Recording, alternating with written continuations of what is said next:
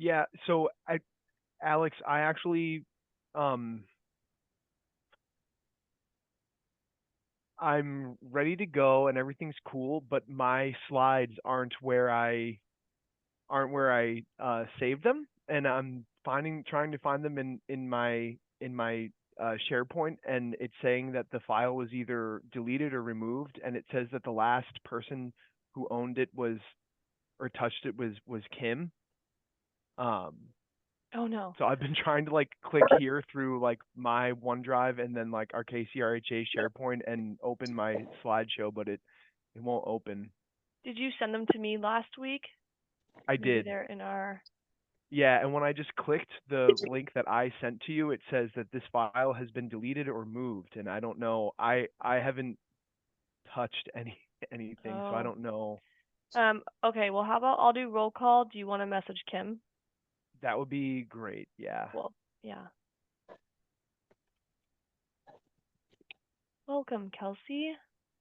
Thank you everyone for joining. I know that we had some technical difficulties last week, so we appreciate your flexibility and taking the time out this week for the CE meeting. Let's see. I am going to do roll call. Please say here if you are here. Devin Koenig Cease.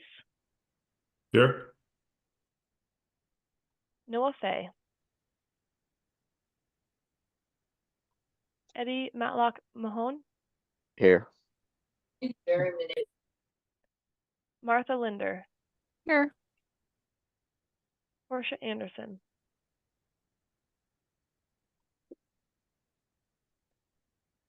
Patricia Sam. Present. Elliot Hart.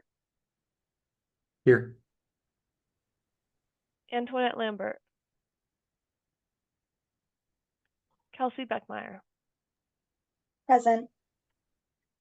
Jaja Floyd. Kenyatta Carol Hillman. Sherry Tillman. Here. Okay, thank you. With 7 members present, quorum is met. Let's see, 7 members present, 5 members absent.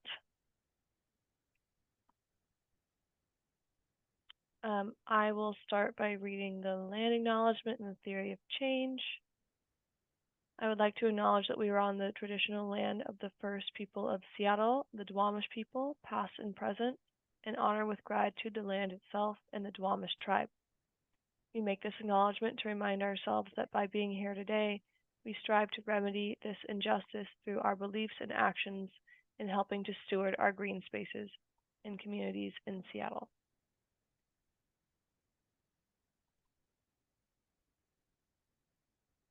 And the theory of change, if we create a homeless response system that centers people who have lived experience of homelessness, then we will be able to meet needs and eliminate inequalities in order to end homelessness for all. Okay, let me.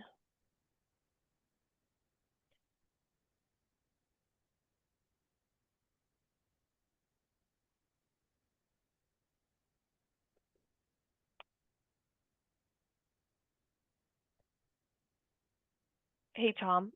Yeah. Did you by any chance check the website where they posted with it? If she had the slides, maybe she just, I'll check it right now. Okay. Alex, I was just checking and it's not there. It's just the agenda. What? Okay. All right.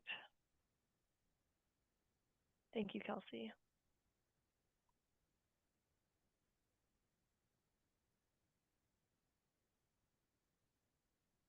So many technical difficulties.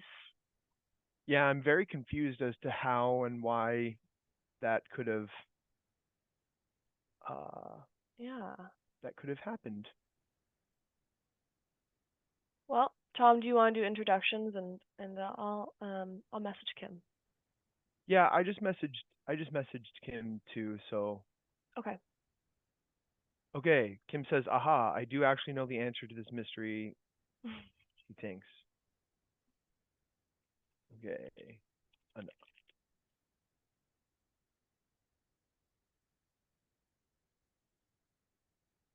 Oh, wait, I know where they are.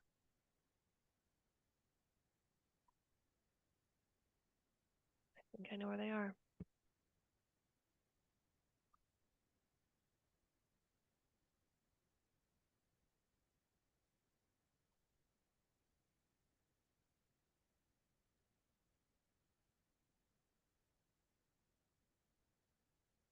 Okay, Tom, I have them. Sweet. Let me, yeah, I forgot that this was and it wasn't COC. She had me move them because they were somehow in a template block. So, I'm going to share my screen. Yay, thank you. Yeah. Woo, okay. Mystery solved. Woo. All right. All right.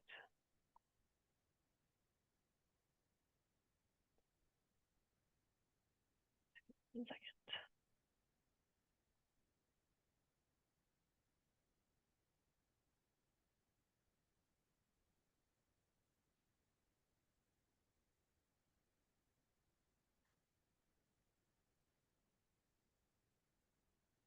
Right. Are you able to see the slides?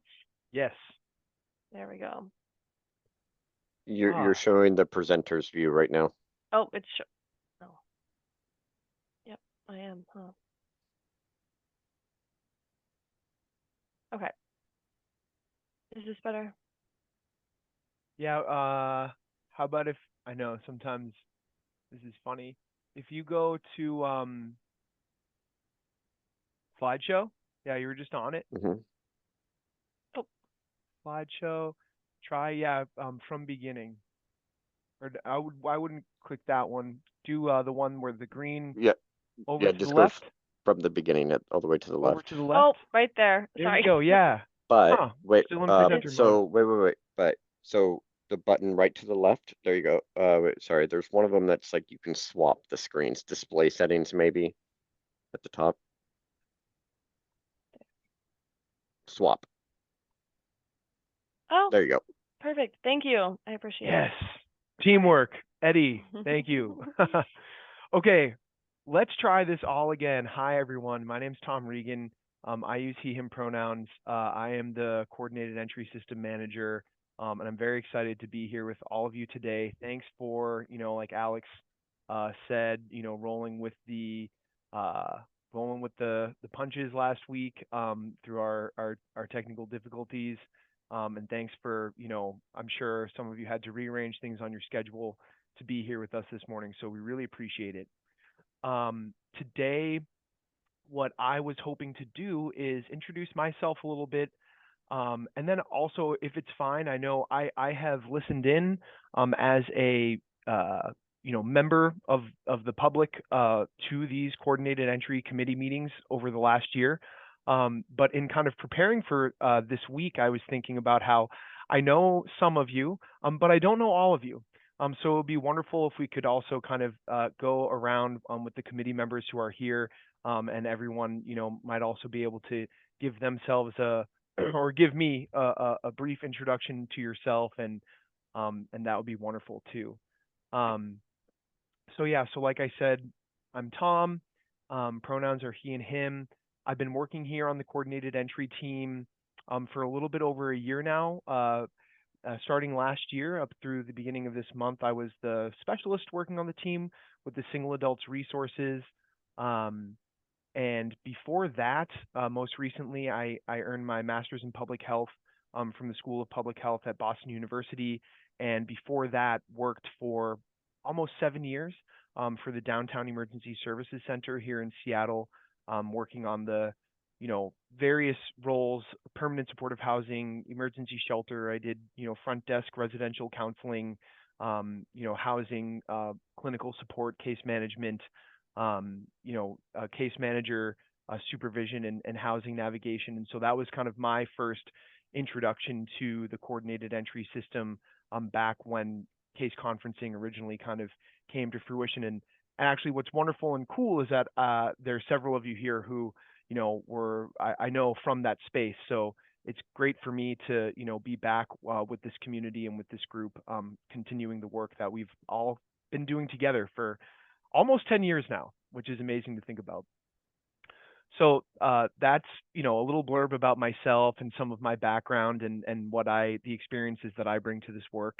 And yeah, Patricia, I saw that you had your hand up. Was there something that you wanted to ask? Thank you. Hi, this is Patricia.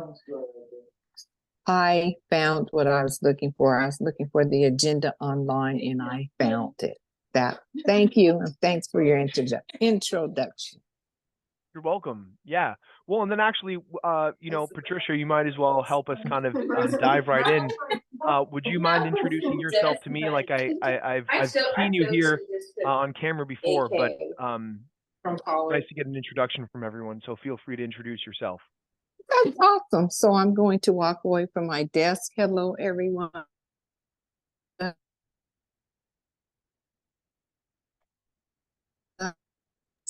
Board member. I think it's been going on my second year now. And I also am employed at DESC, currently employed, been here for 4 years. I am an MHP. I work on our new position as a post-crisis outreach case manager. Wonderful. And yeah, and so I'm happy to be here. I am actually at work, so I will have my camera off while I'm at my desk. Okay?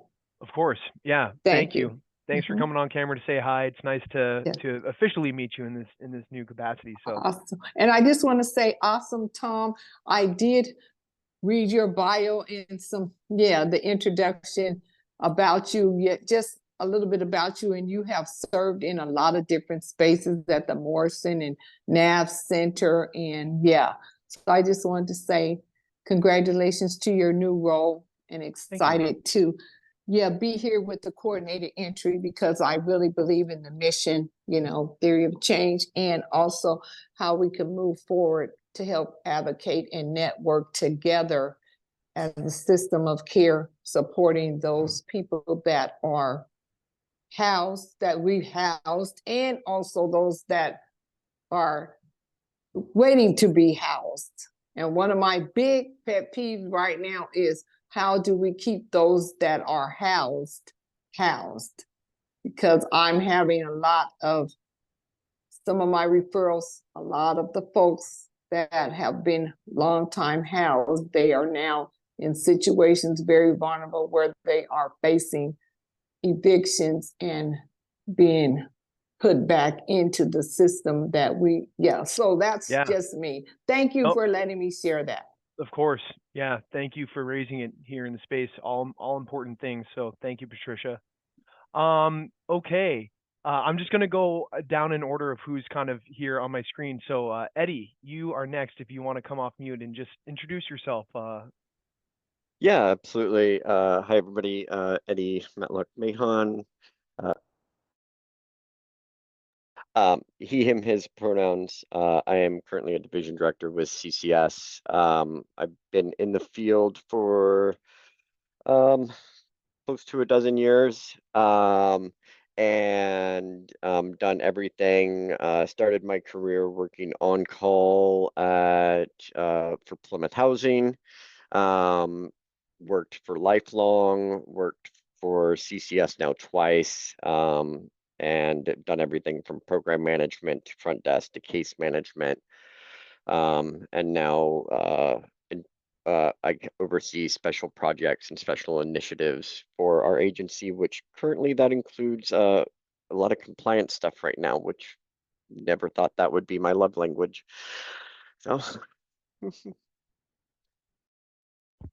Always great to be learning new, trying new things, trying different things, huh? Yeah. Thanks, Eddie. Yeah, it's great to be back in space with you again. So Kelsey, you are next. Hi, all. Kelsey Beckmeyer, she, her pronouns. I am currently a program performance manager with KCRHA. have been in this field for about 12 years now, from doing shelter work, eviction prevention, was the hen provider in county on the east side, and really drawn to coordinated entry after. Oh, I'm a little under the weather and my brain's a little funny today. But did coordinated entry work in Walla Walla County for about a year and a half, helping kind of develop that system. So very interested and invested in systems and improving systems and looking at both the micro and impact on individuals, as well as how kind of individual experiences speak larger truths, and we identify kind of patterns and systems of access, and very much invested in understanding and wanting to work within our community about kind of bolstering our coordinated entry system into a way to really connect folks more directly with a broad array of services, knowing that housing is by far like the key piece, but how are we also ensuring that we are getting folks really directly connected with other immediate interventions that they are in need of, in addition to housing supports. So glad to be able to continue work in this area and connecting with all of you.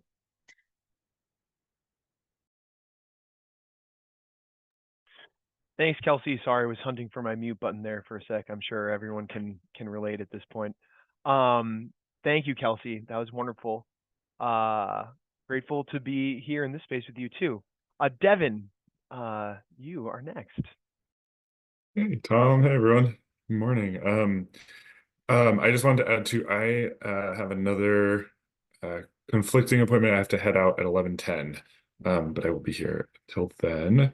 So yeah, so I can't stay the whole time, but yeah, I'm Devin Koenig-Cease. I use he, him pronouns. I currently work in King County's Department of Community and Human Services as the Housing and Supportive Services Operations Lead. I yeah, have been doing this, working in some capacity in this housing and homelessness services for about 10 years. I've worked as a case manager, worked at a couple different agencies, and some local governments in the region, and have now been with the county for 4 years. So very excited to be here. Good to see you as always, Tom. Thanks. Yeah, thanks, Devin. Okay, up next is Martha. Hi, I am Martha Lindner. I have worked at Harborview for 21 years. My first 14 years, I was the housing coordinator for Harborview Mental Health and Addiction Services. Last 7 years, I've been a manager, including all of our housing services. Been participating in coordinated entry meetings from the beginning and have coordinated with a lot of the folks here on the call, and happy to continue the work to try to make housing more accessible. That's wonderful. Yeah, Martha, it's so nice to to meet you here in this space. So do you work closely then, or have you worked closely then with Anna Whitney?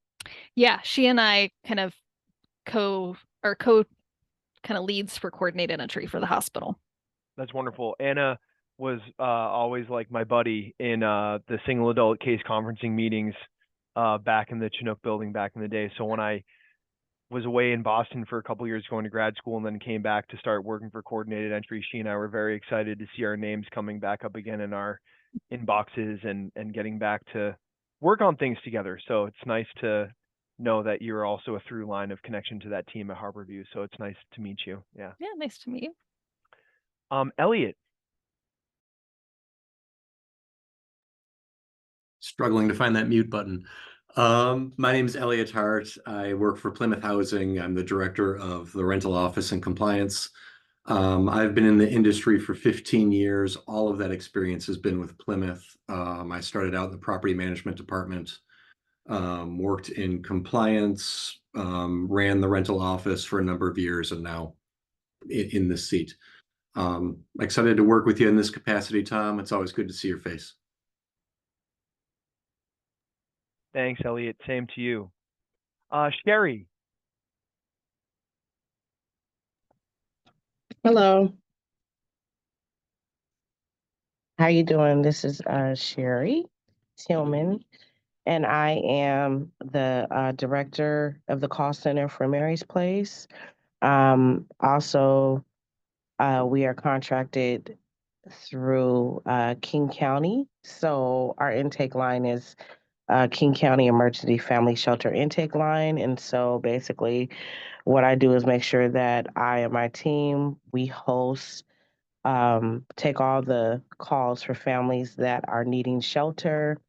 And then we have a daily waiting list. And so that allows all of the providers of King County that is under our umbrella for family shelters to go in and pick the families according to the availability. Um, and then I'm also on the system performance committee as well. And I used to be on the continual care board for 3 years. Um, and on the new group, the Washington CLC Cutting Edge group that just got started. And I'm really, honestly, I have to say I love the committee, the coordinated entry. I think this is one of my favorite committees to be on, just because of me prior to being homeless years ago with my kids, seeing how I felt like the system had failed. So sorry, is my team in the background? I feel like that me being able to be on the board by having lived experience, um, I'm able to kind of give like the voice for that and know what I went through, to just make it easier for families now that are trying to maneuver through the system. Yes, yeah, Sherry. Thank you so much for sharing that, and we need your voice. So we're glad that you're here and grateful for your time and for your presence. And it's nice to meet you. Thank you. You too. Thank you. Last but certainly not least, Janelle. Good morning, everyone. Janelle Rothfolk, she, her pronouns. I work here at KCRHA with Tom in the data analytics and research team. I've been working with coordinated entry since it started, back when it first was at CCS. My background is kind of similar to you all. I worked frontline programs, starting programs, started the Housing Essential Needs Program for King County for CCS. And then I have moved over and worked for our software vendor BitFocus for King County, setting up all of the forums and screens and HUD updates and all of that for you all and coordinated entry.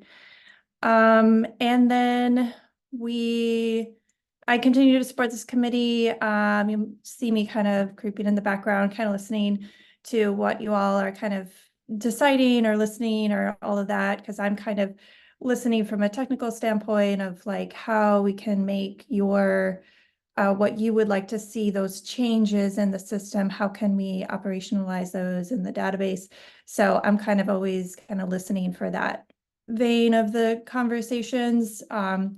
Because there's a lot of different options of how we can set up coordinated entry in HMIS and do the data tracking, and also be able to present to you all the reports so that you can analyze and see how the system is functioning and if it is moving in the direction that you are hoping to see.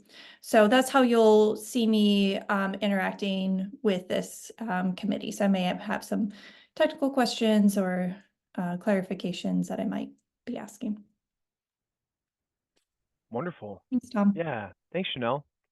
Okay, well, thank you everyone for taking a little bit of time for us to kind of just go through that exercise and all kind of get better acquainted with each other and kind of frame the space that way. I know that the space has started off kind of with Alex convening it last year, and then Beth, holding it in the interim, and so now hopefully I'm looking forward to some kind of stability and continuity stepping into this role and kind of being able to work with you all to really, like I was saying last week, kind of roll up our sleeves and kind of get to it in earnest. And so without further ado, Alex, if you could go to the next slide, please.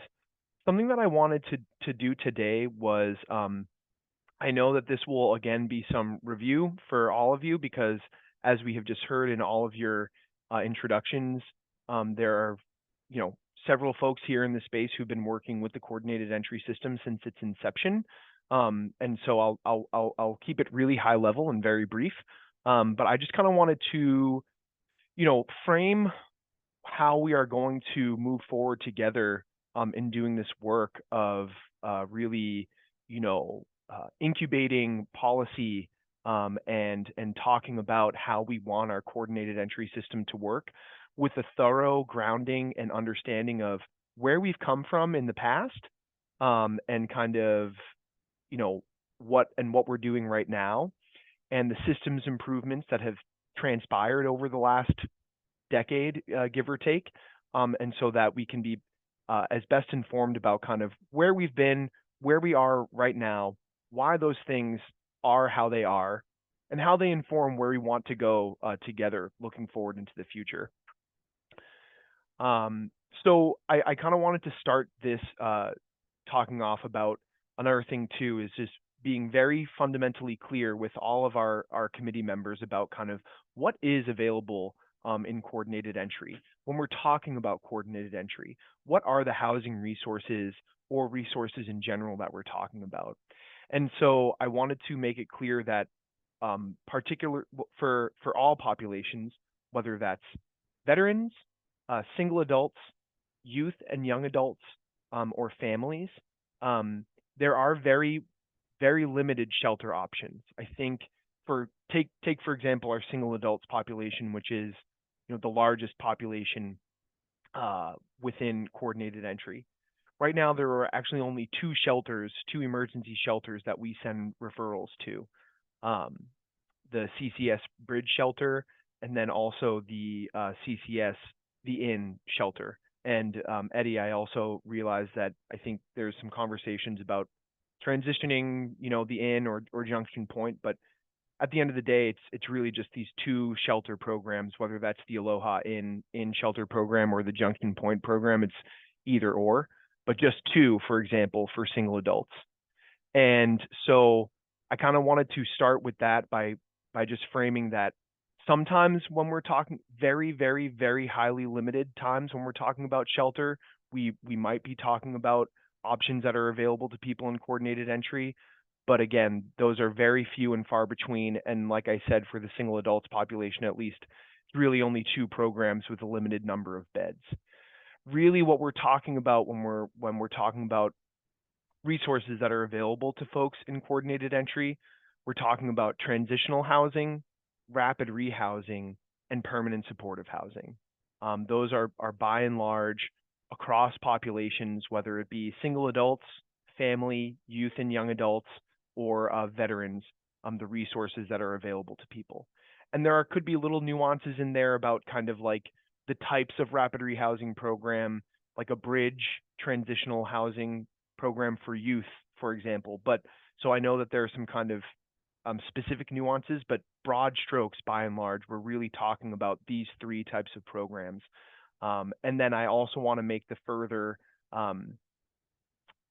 point that even from within, like if you are out there in the community talking with your teams at work, different teams, you know, outside of the organization that you work for, outreach, shelter, etc., and there might be other, you know, PSH or rapid rehousing or transitional housing programs that also actually don't go through coordinated entry.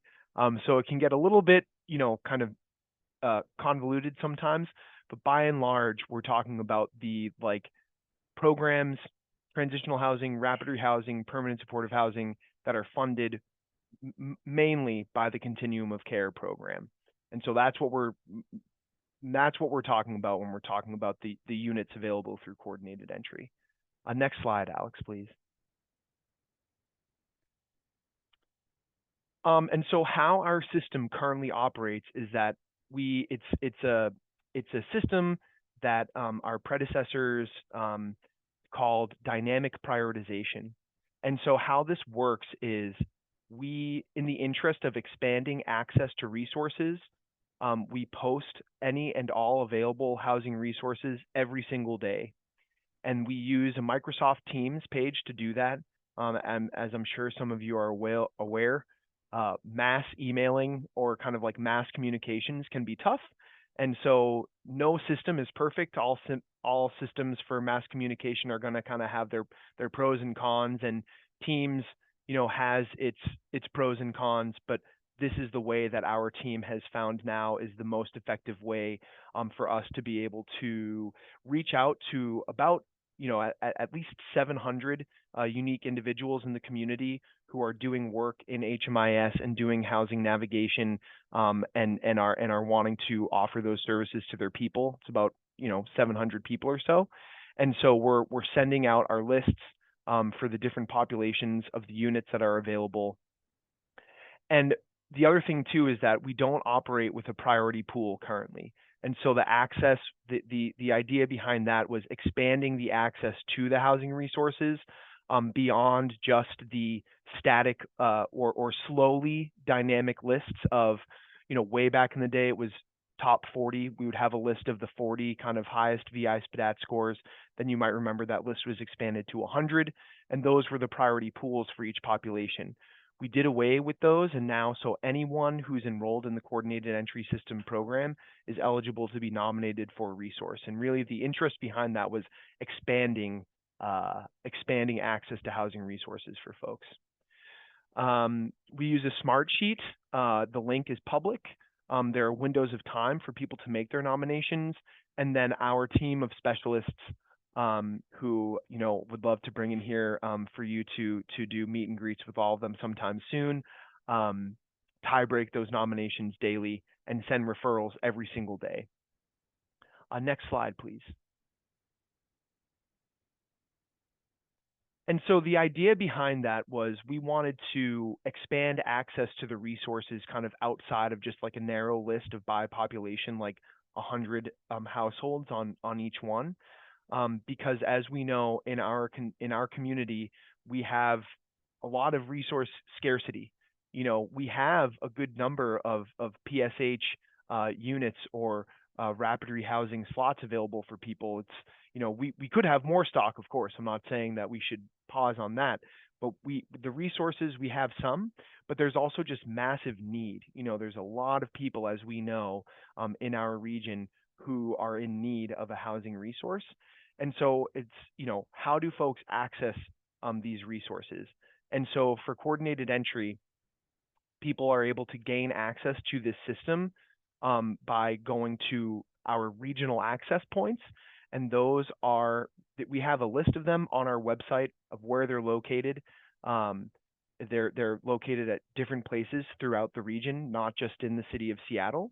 And people can schedule appointments to go there, to have the staff people there enroll them in the coordinated entry system and do the appropriate assessments that they need in order to be, nominated to a resource and referred to a resource.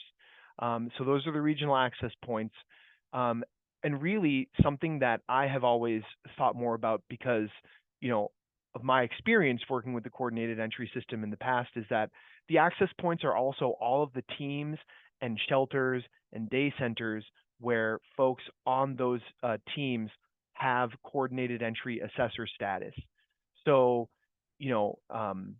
if you are working with an outreach team or if you work at a day center and there's members of that team that are coordinated entry assessors and they're working with folks, like when I was at the navigation center, our designated referral partner was the city's kind of unified, the unified care team, or I forget what the acronym they use for it now is. And those folks would be coming to us from encampments. And so when they were connected with us at the Nav Center, I was a coordinated entry assessor. And so their relationship with me as their case manager or another one of my colleagues who was a case manager, that was a point of access for our folks into the coordinated entry system. Next slide, please, Alex. So the first, talking about access, that's the first kind of pillar of a coordinated entry system, as HUD kind of outlines as how they should be established. The next pillar of coordinated entry systems are assessment. And so right now, the assessment that we use is the housing triage tool. And this is a tool that has the least number of questions on it for HUD to accept it as the kind of crisis response assessment in the HMIS system. And then we use the housing needs form to kind of incorporate client voice and get an idea of where does someone want to live, what types of services are they going to need, what is going to be an appropriate service match for them, what types of documents do they have yet prepared, are there certain barriers that are going to exist for them? Are they a level 3 registered sex offender? Do they have an arson charge or methamphetamine manufacturing charge on a federally subsidized property? We have things to outline those types of questions to go over with folks so that we can kind of all be on the same page up front about what the barriers might be in order to get this person connected to a resource. So that's the housing triage tool and the housing needs form. You'll hear us at Coordinated Entry talk a lot about the CESP, and that's the actual program in HMIS. And when someone is enrolled in that actual program, that's what we are referring to when we say that someone is enrolled in Coordinated Entry. Next slide, Alex.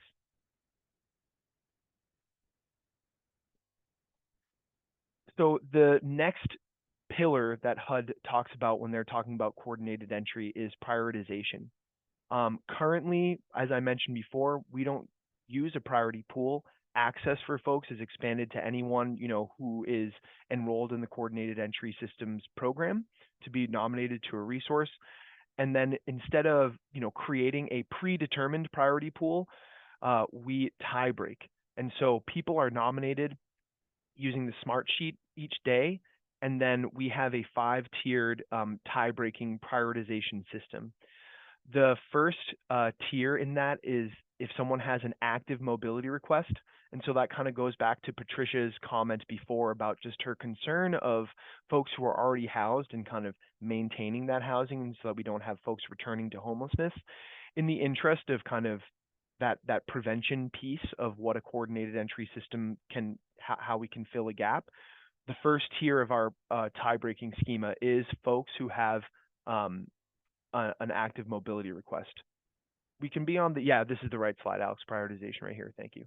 And so that would be the first tier of our tie-breaking schema. So we have tools equipped in our smart sheet system to let us know if someone's nominated to a resource that day and they have an active mobility request, then that person will be prioritized for the resource. After that, we still honor folks who were on the priority pool list as of April 17th, 2023. If someone was on that priority pool list from the final days when we used a priority pool and they were not connected to a housing resource, that's an important distinction piece there, is that if they were on the priority pool and they did not receive a successful connection to a housing resource, we are still able to honor their prioritized status, right? It wasn't that person's fault that they were told by the coordinated entry system that they were prioritized, maybe on April 12th, and then a week later, the priority pool was retired, and now instead of only having 99 other people that they are in a pool with for resources, that list expands to easily over 5,000 or something. So we wanted to honor that historical prioritized status. We also have tools in our smart sheet software to let us know who those folks are. And so when they are nominated for a resource, we're able to see and determine that, and that's how we're able to honor that prioritized status. After that, it would go to the individuals who have the longest current length of time in their episode of homelessness. And then if we are not able to find a match, this is another important distinction too, because we field many questions about these 3 pieces of our tie-breaking schema. these pieces now go in cascading order. And so if we're able to find a match for a resource based off of who has the longest episode in their current episode of homelessness, and everything with that person in their housing needs form and their HMIS data lines up with the eligibility requirements of the resource, and we're able to find a match, that person will get the resource. If there's two people with the same length of time, and both of their housing needs forms would check out to match for eligibility for the resource, then we would turn to whether or not one is fleeing or attempting to flee domestic or intimate partner violence. This also includes people who are, victims of human trafficking or sex trafficking within that definition of domestic violence or intimate partner violence. If we're not able to find a match through that question, then we would go to whether or not a household is sheltered or unsheltered. And so the cascading piece, I think, there is an important detail. Next slide, Alex. The next pillar of a coordinated entry system, at least locally for us, we consider it to be one, is navigation. And so currently, there's a big scarcity of navigation services in our community, of teams that, have that are equipped to be able to take on this work, assessing individuals, enrolling them in coordinated entry, making these nominations on a daily, cadence, and then navigating their folks to the referred resource. And the reality of how our system operates right now, though, is that service connection is necessary. We field a lot of questions from folks in the community saying, I sent my client to the RAP site, or we might even field questions directly from individuals who are saying, I showed up to the RAP site. They enrolled me in coordinated entry. Now what? I'm waiting for my phone call for the resource. Unfortunately, the way that our system, works right now is that it doesn't function kind of how folks might conceive of like the Section 8 wait list at least used to function, where you have to check in, once a month to hold your place, and then we'll reach out to you. Unfortunately, it doesn't work that way. With the daily posting and the nominations, if someone wants to be connected to a housing resource, they need to have a case manager who's working with them, who has access to our team space and is checking the postings that we're doing each day and actively nominating them to a resource each day. And so that's something that is a necessary baked in part of how our system functions and operates right now today. We also hold daily, case conferencing and office hours. The case conferencing at this point in time is not mandatory for people to make a nomination in the Smart Sheet, but we really encourage folks to attend and come, because that's where people are able to connect with the housing providers or with us to ask questions. How does this all work? We know that people, have a lot of questions about how this all works, and that's our way of wanting to make our team available to the community every single day to answer their questions, to try and make the system more digestible, more accessible. I think that it can feel like a lot at first, but the feedback that I've gotten in hosting a daily office hour with folks is that once people are kind of interacting with it on this daily basis, they do get the swing of it. And I think it just, at this moment in time, just takes that kind of repeated connection with us for us to kind of get working together. Next slide, Alex. Once we have tie broken the resources, is when and we have identified the person who's the household who's been set to receive a resource. We send a referral between the housing navigator and the housing provider in the form of a warm handoff email. So the referral gets sent in HMIS, and then we connect navigator and housing provider in a warm handoff email. And from there, really that work of navigating the person to the resource then lies between those two parties. We'll stay involved to monitor, and we understand our position in the community as having some subject matter expertise, to help answer any questions that might come up during the referral process. But really the lifting labor work of getting the application done, setting up those meetings, at that point becomes between housing provider, and the navigator, and we kind of take more of a backseat role from that moment. So here's just a quick graphic of kind of how this process flows. And in the interest of time, I'll just kind of let you all kind of take a peek at that, but I won't say much more about it.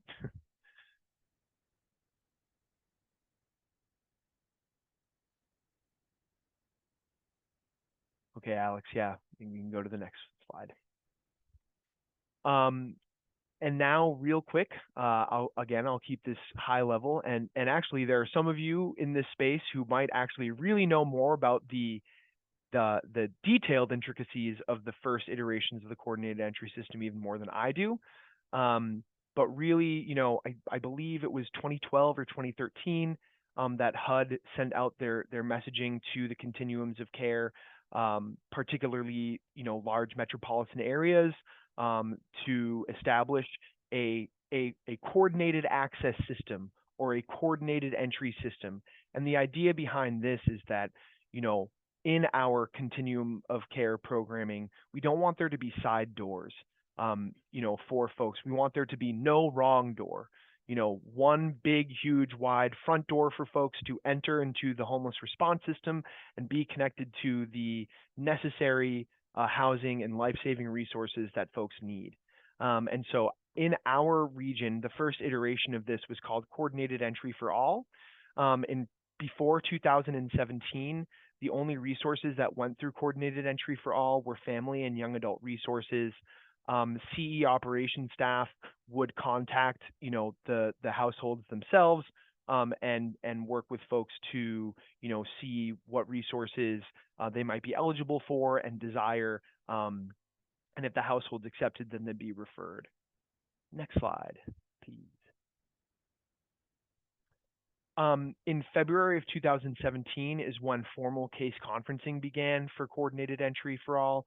This is also the time when the VI SPDAT was incorporated into the system and used as the assessment for assessing folks and you know, using the bands of scores with the VI SPDAT to prioritize folks for housing. This is also when the Coordinated Entry for All system grew to include the single adults population, and this also, you know, was when Clarity was brought in as our HMIS system. Next slide. So after a few years of case conferencing and using the VI SPDAT, the first kind of era of major systems changes came for the Coordinated Entry system. And so COVID, of course, happened and you know, in March of 2020, and throughout that spring and through the summer, you know, the Coordinated Entry team worked with the community to kind of stop using the VI SPDAT. And in October 2020, the VI SPDAT questions were removed from the housing triage tool and no longer incorporated as a way of prioritizing folks. This was when we started what Coordinated Entry for All referred to as the COVID prioritization, or COPRI.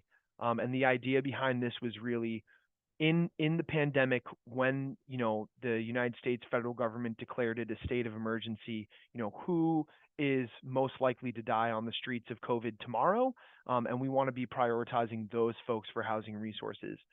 With the pandemic, we had emergency, you know, status data use agreements, and so we were able to use HMIS data, which we were already using, Washington State Medicaid data, and the Washington Healthcare for the Homeless, Public Health, Seattle and King County data, as well as data from the Behavioral Health and Recovery Division of King County.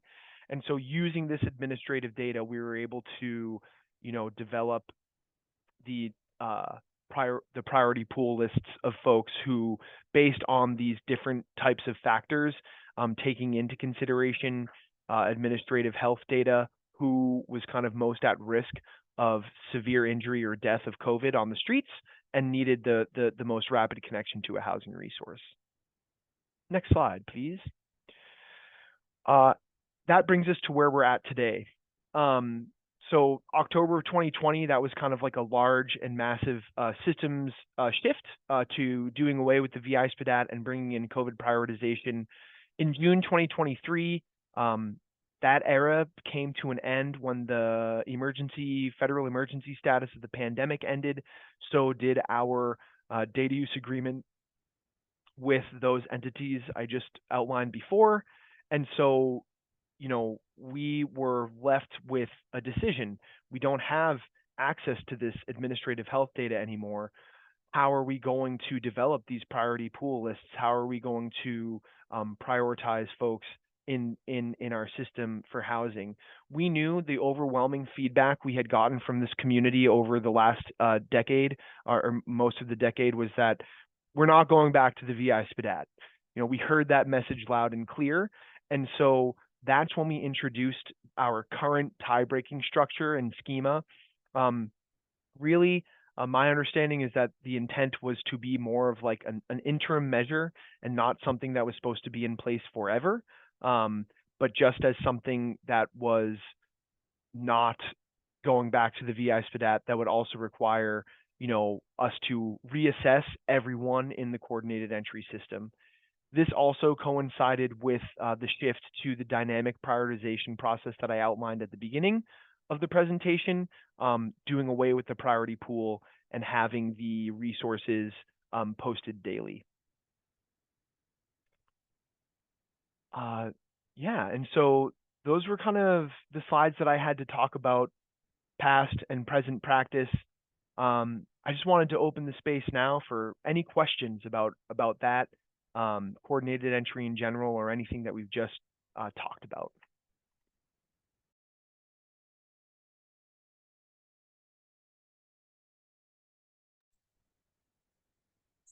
Tim, thank you. This is Patricia again, and it's a lot of information. Is this a PowerPoint one available for us? Yes, I will send it out to you Okay. with the minutes. And Thank I'll also you. make sure it gets posted to the website. I appreciate that. Thank you so much. And then it's a lot to absorb. I am new to, the actual system, going, in a little deeper to understanding, how all the systems work together, right? And so this is very good information. You brought up about, so what did I put? The systems operation too. System operation and the access. So my question basically is regarding housing resources.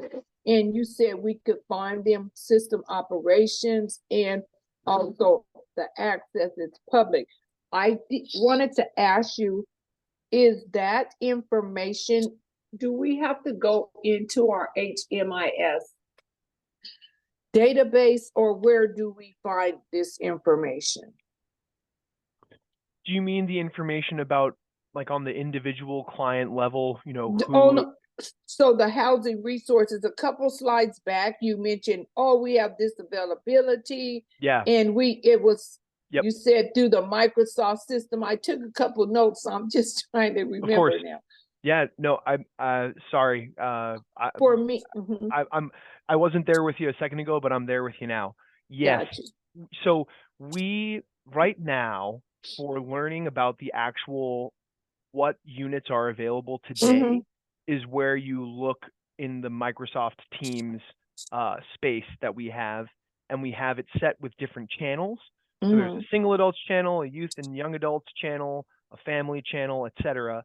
And if you click to each channel, that's where you're able to see what units are available for each population.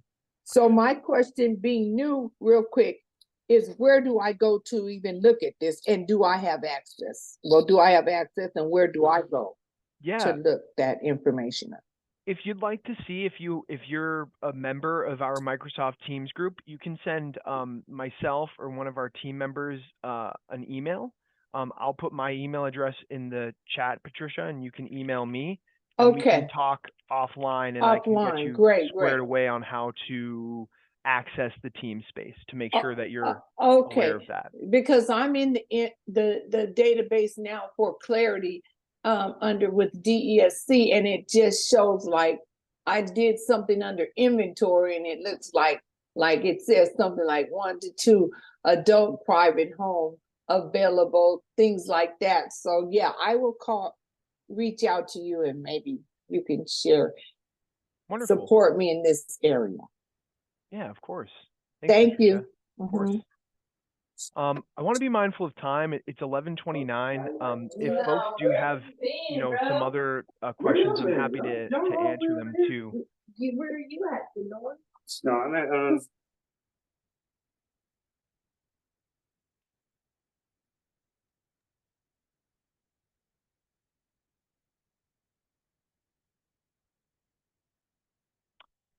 All right. Or I can just go by 10-second rule of silence. I think that might be it. So turning toward thanks everyone for being here and for, listening. I understand that for some of you that might have been some repeat information. But as we kind of look to adjourn and look at our next steps, the next coordinated entry committee meeting I'm seeing here that we have on set for our agenda is November 28th.